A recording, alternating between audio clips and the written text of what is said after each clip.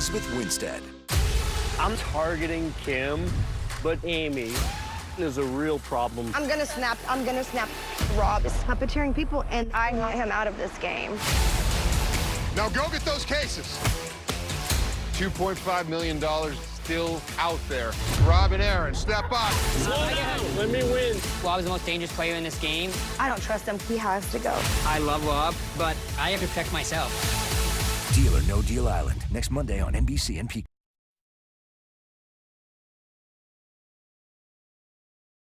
NBC4 News at 11.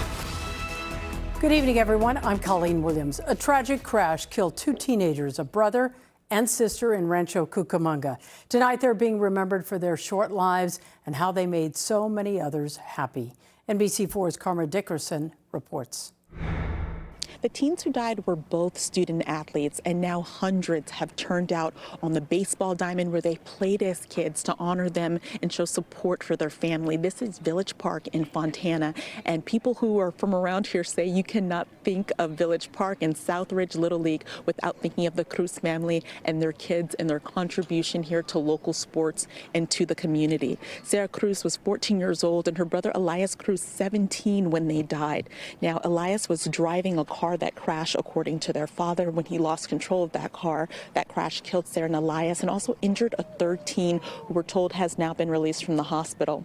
The two attended Los Osos High School about a mile from where the Cruzes died. Sarah played volleyball and softball. Elias played baseball.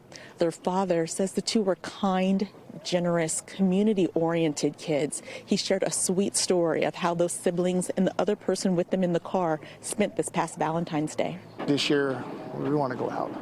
Said we have a bunch of flowers at the house. So what they did is they knew people were down on their luck, down on different things. That three people that were in the accident, those three drove around to houses, knocking on doors to those people and giving them roses. We are here for all of you. But I can't tell you how proud I am of all of you. This community is a family.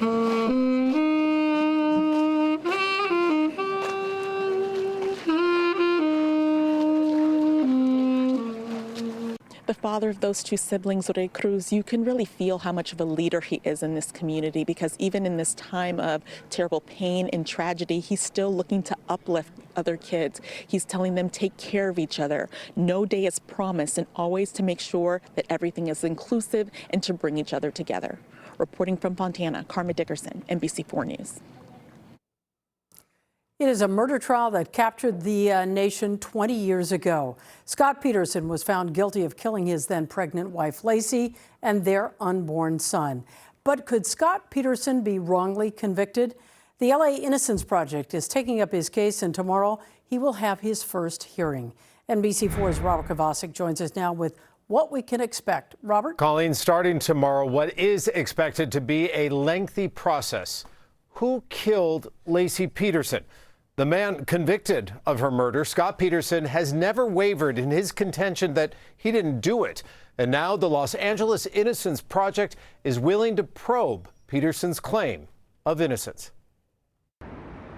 This is the courthouse tonight in Northern California, awaiting the next chapter in the case that captivated America 2 decades ago. An unfaithful husband accused of killing his wife, who was 8 months pregnant. He was, as I said at the time, one of the most hated men in America, if not the world. Never should have been a conviction.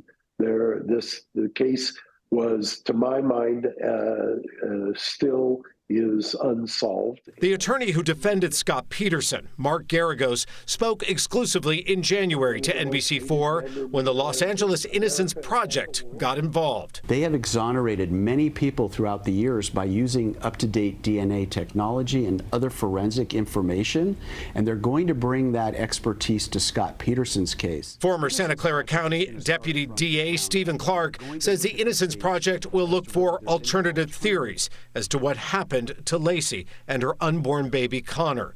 One focus, a van found near the Peterson home with a bloodied mattress that was allegedly torched the day after Laci disappeared. What they want to do is go through that van with a fine-tooth comb and analyze whether any DNA was there from Laci Peterson. That will be a very big deal. He says they'll also focus on a burglary that occurred across the street from Laci's home and